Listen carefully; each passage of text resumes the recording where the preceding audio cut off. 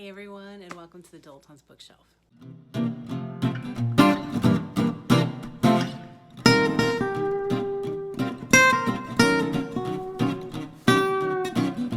In today's video, I'm going to share with you what I plan to read for Victober along with my Halloween reads. So as a BookTube newbie, this is my first Victober that I'm taking part in, and I'm really excited. It sounds like a fun challenge. Between that and my Halloween reads, I think I'm a little lofty on my ambitions, and I don't know that I'll get through everything, but I'm going to definitely make an effort to try. So the first ones I'm going to start off with are my Victober read. So first up is Silas Marner by George Eliot, and that is also on my Kindle.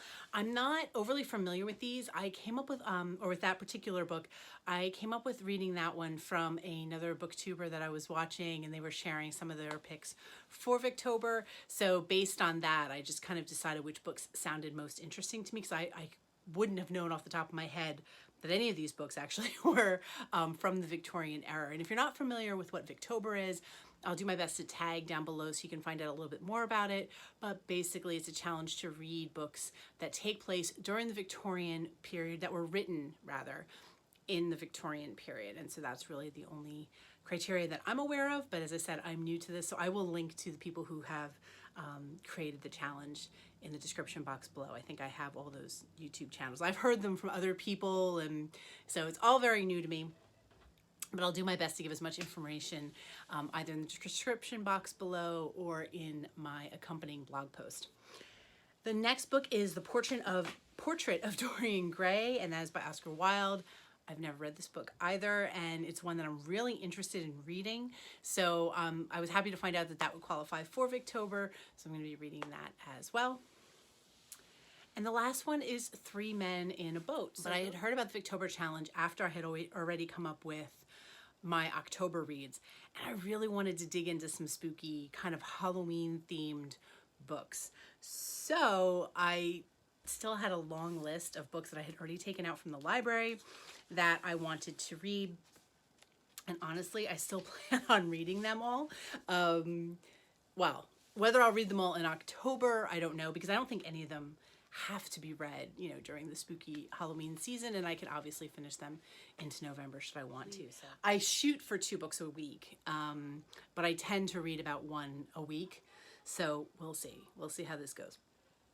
I'll start off with the one book that I'm reading that is on my Kindle, and that is The Haunting of Maddie Clare by Simone St. James. This has been on my TBR for a couple months now, so I thought it would be fun to add to my Halloween reads, and I'll let you know how it goes. I haven't started it at all. I think all the ones that I mentioned from Kindle are part of Kindle Unlimited. So if you have the Kindle Unlimited subscription, they're all free. I'm pretty confident that I didn't buy any of them. I don't think I did. So they should all be available for Kindle Unlimited. So if you have that, you can read along, and it'd be fun for us to like comment below and talk about the books that we're reading and how you like everything. First up is How to Sell a Haunted House, and this is by Grady Hendrix. And again, you know, I don't know whether or not I'm going to actually get through all these. I should stop saying that, but this is like a 400-page book in of itself. That's probably going to take me about a week. I just don't have as much time to read as I would like, but this felt like it would be a nice addition to my Halloween reads. And yeah, I don't even know. And this one I think would work even if it wasn't for Halloween, because it says, when Louise finds out that her parents have died, she dreads going home. She doesn't want to leave her daughter with her ex and fly to Charleston. She doesn't want to deal with her family home, stuffed to the rafters with the remnants of her father's academic career and her mother's lifelong obsessions with puppets and dolls. She doesn't want to learn how to live without the 2 people who knew and loved her best in the world. Most of all, she doesn't want to deal with her brother Mark, who never left their hometown, gets fired from one job after another, and resents her success. Unfortunately, she'll need his help to get the house ready for sale, because it'll take more than some new paint on the walls and clearing out a lifetime of memories to get this place on the market. But some houses don't want to be sold, and Louise and Mark's home has other plans for both of them. So it sounded interesting, and yeah, so we'll see how I get on. I like the idea of having a large stack of books, because if I'm reading this one or any of the other books and I'm not interested in them, I can just stop reading them, and then I can just pick up another book. So hopefully I like them all and I read them all. But it's always nice to have ones to pick and choose from. Next up is The Other, and this is by Thomas Tryon, and I'm trying to remember, I really have to be better at taking notes, but I learned about this one from another booktuber. Holland and Niles Perry are identical 13-year-old twins. They are close enough almost to read each other's thoughts, but they couldn't be more different. Holland is bold and mischievous, a bad influence, while Niles is kind and eager to please, the sort of boy who makes parents proud. The Perrys live in the bucolic New England town their family settled centuries ago, and as it happens, the extended clan has gathered at its ancestral farm this summer to mourn the death of the twins' father in a most unfortunate accident. Mrs. Perry still hasn't recovered from the shock of her husband's gruesome end and stays sequestered in her room, leaving her sons to roam free. As the summer goes on, though, and Holland's pranks become increasingly sinister, Niles finds he can no longer make excuses for his brother's actions. So it's supposed to be really eerie and has, like, I think a twist at the end from what I've heard. I'll be honest, I'm not sure. I like mysteries. I like supernatural type books where there's, you know, magical elements or even ghosts and creepy things like that.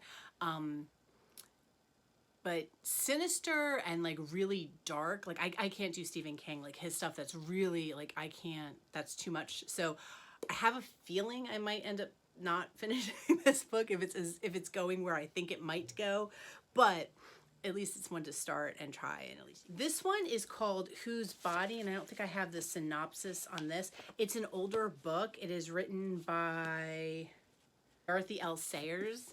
And so this was another one that came recommended. It's more of a mystery, at least that's how it's classified. So I'm interested to give this one a shot, but it felt like a nice addition to, again, my Halloween kind of spooky reads. Next book is We Have Always Lived in the Castle by Shirley Jackson. And this one is actually a fairly short read in comparison, so I think I should be able to get through this one. All is peaceful at the Blackwood estate until a murderer strikes. Mary Cat Blackwood lives on the family estate with her sister Constance and her uncle Julian. Not long ago, there was 7 Blackwoods until a fatal dose of arsenic found its way into the sugar bowl one terrible night. Acquitted of the murders, Constance has returned home, where Mary Cat protects her from the curiosity and hostility of the villagers. Their days pass in happy isolation until Cousin Charles appears. Only Mary Cat can see the danger, and she must act swiftly to keep Constance from his grasp. So it sounds really, really good. And again, it's a quick read, so I'm looking forward to reading this during my spooky Halloween reads. The last one, I think this was recommended while I was picking out the other ones from the library. And because I do a lot on my library's online site, so I'll go on and find the books that I want. And this was recommended. And it's Wilkie Collins' The Woman in White. I don't have a synopsis on this, but what made me think about it was, I think the first episode of Supernatural, which was a TV show that I just absolutely loved, was The Woman in White. I have no idea now if this is at all related to that kind of storyline, if it was inspired by that or anything. There's no synopsis in this book, but it seemed like one that I could add on to my Halloween read. As you can see, there's a lot of science behind how I pick my Halloween reads. So you may know more about this book than I am currently remembering, but when I saw the title and it came up recommended, I immediately thought of that episode of Supernatural, and I thought, oh, this might be good for Halloween. So that's where it is. So those are my books that I'm planning on reading for Victober and for my Halloween read. So as you can see, is an eclectic mix of books, and I'm really excited to kind of delve in. I like this. I've been trying to be a little bit more